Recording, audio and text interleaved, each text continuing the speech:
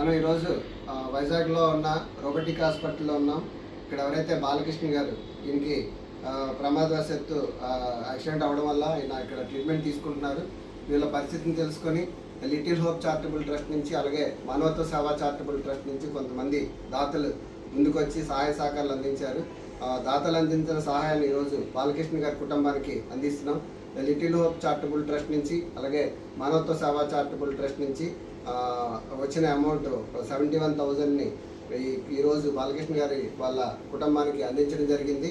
మీ అందరి ఆశీస్సులతో బాలకృష్ణ గారు త్వరలోనే కోలుకోవాలని, అలాగే సహాయం అందించిన దాతలందరికీ కూడా లిటిల్ హోప్ చారిటబుల్ ట్రస్ట్ నుంచి అలాగే మానవత్వ సేవా చారిటబుల్ ట్రస్ట్ నుంచి అలాగే బాలకృష్ణ గారి వాళ్ళ కుటుంబం తరపు నుంచి కూడా అందరికీ హృదయపూర్వక ధన్యవాదాలు తెలియజేస్తున్నాం. అలాగే బాలకృష్ణ గారు కోలుకొని తన ఇంటికి వెళ్ళి నార్మల్ పొజిషన్ రావడానికి కొంచెం టైం పడుతుంది. ఇంకా దాతలు ఎవరైనా ఉంటే ముందుకొచ్చి ఆయన సహాయ సహకారాలు అందించవలసిందిగా కోరుచున్నాం.